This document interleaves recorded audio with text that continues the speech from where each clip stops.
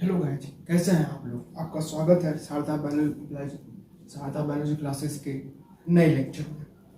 जैसा हमने कल पढ़ा था कि ग्लाइकोलाइसिस के पार्ट 1 में हमने ये पढ़ा था कि हमने जाना था कि ग्लाइकोलाइसिस का ओवरव्यू कैसा होता है। ठीक है, तो आज के लेक्चर में हम ये पढ़ेंगे कि एक्चुअली ग्लाइकोलाइसिस जो अपने बॉडी में हैपन्स होते हैं, इसके कौन से स्टेप्स हैं और कौन से स्टेप्स में कहाँ पे एटीपी खर्च हो रहा है या कहाँ पे एटीपी प्रोड्यूस हो रहा है। मतलब मैं ये कहना चाह रहा हूँ कि कौन से फेज में एनर्जी प्रोड्यूस हो रहा है और कौन से फेज में एनर्जी यूज्ड हो रहा है। ठीक है, उसके बाद हम ये भी जानेंगे कि ग्लाइकोलाइसिस के और भी चीज़ के बारे में जानेंगे। तो सबसे पहले हम आज के टॉपिक में हम ये पढ़ने वाले हैं कि जो ग्लाइकोलाइसिस होता है, ओके, इसका मेन प्रोसेस क्या होता है। तो हम अपने हेडिंग से शुरू करते हैं। जैसा मैंने बताया, क्या बताया कि जो ग्लाइकोलाइसिस होता है इसके 2 फेज होते हैं।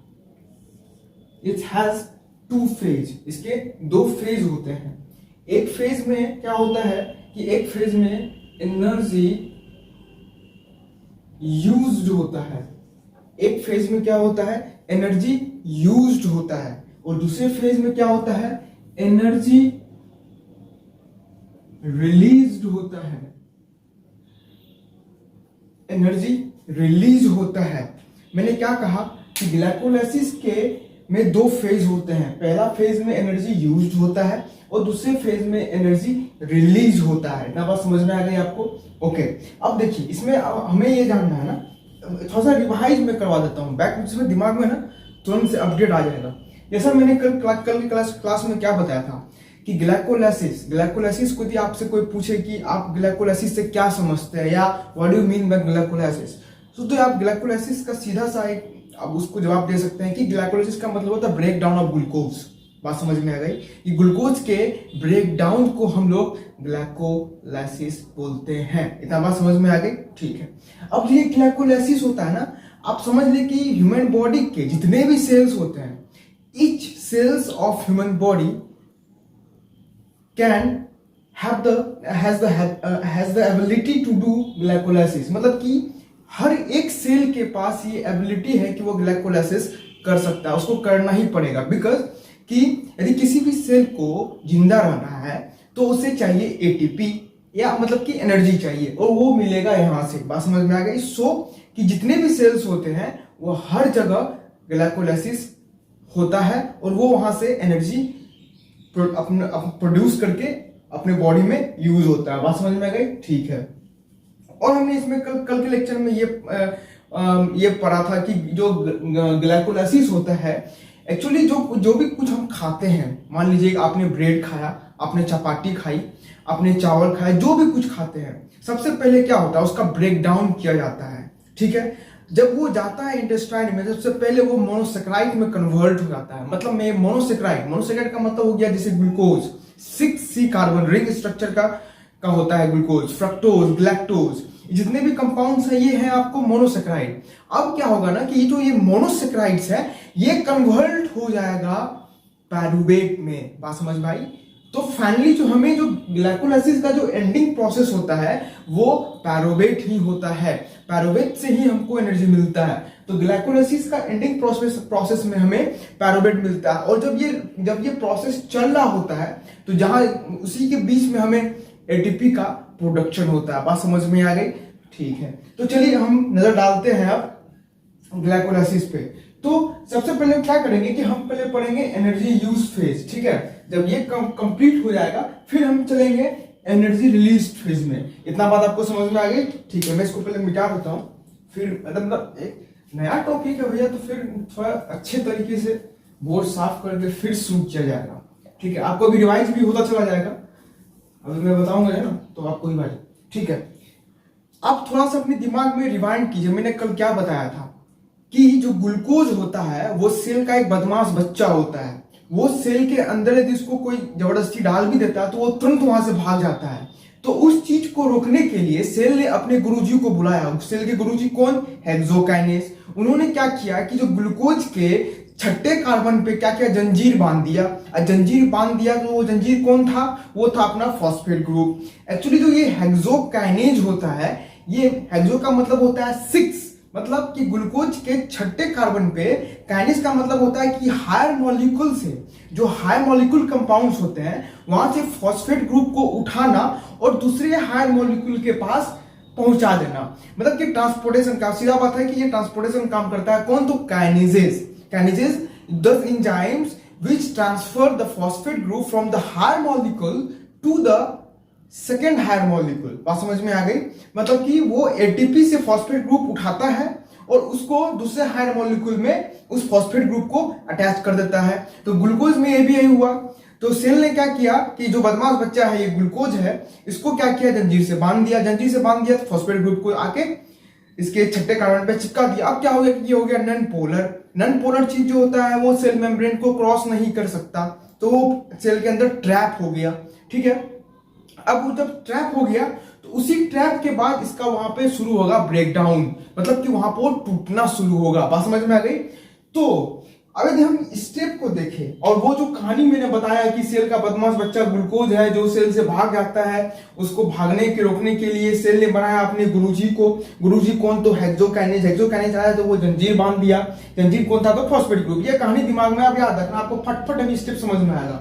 मैं क्या कर रहा हूं, तो ग्लाइकोलाइसिस के फर्स्ट स्टेप में क्या हुआ कि ग्लूकोज था कोई, मान लीजिए कोई ग्लूकोज था और ये था 6C कार्बन। मैंने ये बोला कि ग्लूकोज है जो 6 कार्बन का रिंग स्ट्रक्चर का मतलब 6 कार्बन चेन है। अब क्या हुआ कि ये जो ग्लूकोज है ना, इसको स्केप से मतलब कि इसको ट्रैप करने के लिए सेल के अंदर इन्होंने क्या किया, हेक्सोकाइनेज ने क्या किया कि ग्लूकोज के छठे कार्बन पे फॉस्फेट ग्रुप को अटैच कर दिया। तो क्या हो गया, यदि उसको जो हम सेंटेंस में लिखे तो हो गया ग्लूकोज 6 फॉस्फेट, मतलब अब ग्लूकोज के छठे कार्बन पे एक फॉस्फेट ग्रुप अटैच हो गया है। तो वही हुआ कि ग्लूकोज के छठे ग्रुप पे, छठे को 6 लिख दिए, उसके छठे ग्रुप पे क्या अटैच हो गया, तो फॉस्फेट अटैच हो गया। This is the first step of the glycolysis. Glycolysis के पहला प्रोसेस में ही होता है, ग्लूकोज 6 फॉस्फेट में कन्वर्ट हो जाता है बिकॉज इसके छठे कार्बन पे फॉस्फेट ग्रुप अटैच हो जाता है। और ये कौन करता है, तो ये करता है हेक्सोकाइनेज, क्योंकि वो सेल का गुरुजी है। तो भैया लो एंजाइम भी हम लिख देता है यहाँ पे, ये है हेक्सोकाइनेज। लेकिन जैसा मैंने बोला कि ग्लाइकोलाइसिस में हमें एनर्जी मिलता है, बट यहां पे हमें एनर्जी मिलता नहीं है, उल्टा अपने बॉडी से ये एनर्जी लेता है। तो जब ये ग्लूकोज 6 फॉस्फेट में कन्वर्ट हो रहा था तो वहां पे क्या हुआ कि एक्चुअली में ये एटीपी यूज किया। अब एटीपी कैसे यूज किया वो देखिए, यहां पे क्या था, एडिनो ट्राइफॉस्फेट था, मतलब कि एटीपी में अभी इस टाइम पे क्या है कि 3 फॉस्फेट है। लेकिन हेक्सोकाइनेज क्या किया कि जो हायर मॉलिक्यूल था, एटीपी तो बहुत ज्यादा एनर्जी वाला मॉलिक्यूल है, इससे एक फॉस्फेट ग्रुप निकाल लिया। अब जब एटीपी से एक फॉस्फेट ग्रुप निकाल लिया तो ये हो गया एडीपी, मतलब कि अब ये हो गया एडिनो डाइफॉस्फेट, क्योंकि एक फॉस्फेट ग्रुप इससे निकल गया तो ये एटीपी से एडीपी बन गया। जब ये फॉस्फेट ग्रुप जो निकला है ना, यही फॉस्फेट ग्रुप जाके यहां पे अटैच हो गया छठे कार्बन पे ग्लूकोज का। अब जो थर्ड स्टेप था वहां पे क्या होता है कि जो ये ग्लूकोज है ना, ये कन्वर्ट हो जाता है फ्रक्टोज में। अब मैं बताता हूं कि जो ये फ्रक्टोज है, ये जो ग्लूकोज से फ्रक्टोज में कन्वर्ट जो हो गया, फ्रक्टोज 6 फॉस्फेट हो गया, एक्चुअली ये आइसोमर है, ग्लूकोज का आइसोमर है फ्रक्टोज। अब सर आप बोलोगे कि ये आइसोमर का मतलब क्या होता है, तो मैं अभी टेंशन ना लो, मैं सब बता देता हूं। आइसोमर का मतलब क्या होता है, देखिए ये मेरे पास 2 मार्कर है, कौन कौन सा है, ब्लैक एंड द ब्लू। यदि हम ब्लैक एंड ब्लू को भूल जाए तो ये हम सिंपली क्या बोलेंगे, ये मार्कर है, स्ट्रक्चर सेम है, काम भी सेम है, बट अंदर क्या है कि ये ब्लैक कलर शो करता है और ये ग्रीन कलर शो करता है। बात समझ में आई। सेम उसी तरह जो ये ग्लूकोज एंड फ्रक्टोज है, ये एक दूसरे के आइसोमर्स होते हैं, मतलब कि स्ट्रक्चर में भी सेम होते हैं, ठीक है।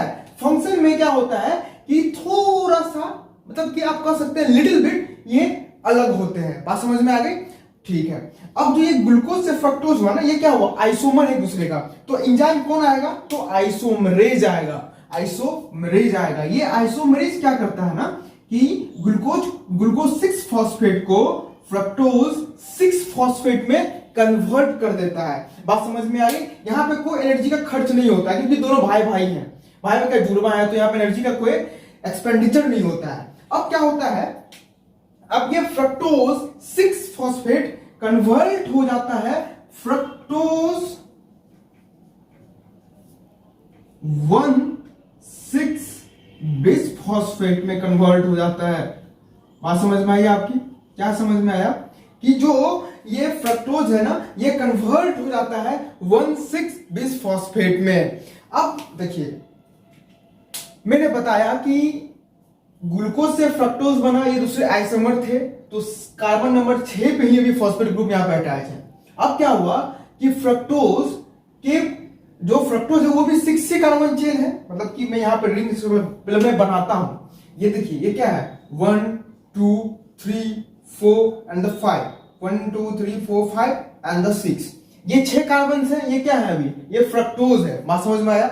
अब ये फ्रक्टोज पे अभी क्या है, फ्रक्टोज के छठे नंबर पे, मतलब इस नंबर पे एक फॉस्फेट ग्रुप ऑलरेडी अटैच्ड है। तो क्या हो गया, फ्रक्टोज 6 फॉस्फेट।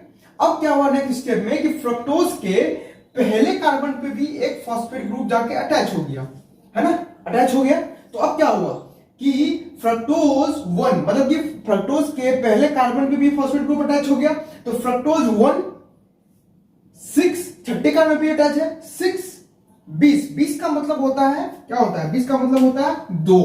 यहां जो 20 है ना, ये BIS, इसका मतलब होता है 2। मतलब कि अब 2 फॉस्फेट ग्रुप अपने पास हैं। कौन कौन से, कहां पे हैं? एक तो पहले कार्बन पे है और दूसरा छठे कार्बन पे है। तो उस दोनों को सिंबलाइज करने के लिए, उस दोनों को दर्शाने के लिए हमने यहां पे 20 का यूज किया। तो क्या हो गया, फ्रक्टोज 1,6 बिसफॉस्फेट। बात समझ में आई? उतना कोई हार्ड नहीं है, यदि आप समझ के देखोगे तो बड़ा आसान है। ये क्या है कि फ्रक्टोज जो 6 कार्बन चेन था, उसके पहले पे एक फॉस्फेट ग्रुप अटैच हो गया, तो 1, फिर छठे कार्बन पे एक फॉस्फेट ग्रुप अटैच हो गया, तो 6। अब ये 2 फॉस्फेट ग्रुप आ गए, तो इसको हमने कर दिया 20। अब इस टोटल को एक जगह एक्युमुलेट कर देते हैं, तो वी गॉट इट। तो यहां पे क्या मिलता है हमें, फ्रक्टोज 1,6 बिसफॉस्फेट। बस हो गया।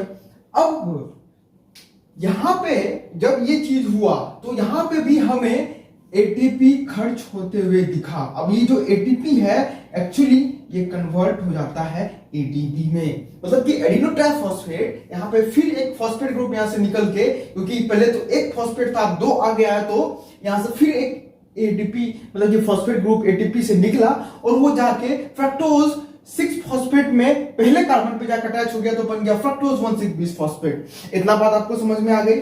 ठीक है, आई होप आपको अभी तक समझ में आ रहा हो। अब देखिए, अभी तक जितना भी हमने स्टेप्स देखा ग्लाइकोलाइसिस का, ये जितने भी स्टेप्स थे, यहां पे एनर्जी प्रोड्यूस नहीं हुआ, यहां पे एनर्जी यूज हुआ है। तो इसी को हम लोग बोलते हैं एनर्जी यूज्ड फेज। यहां पे एनर्जी यूज होता है।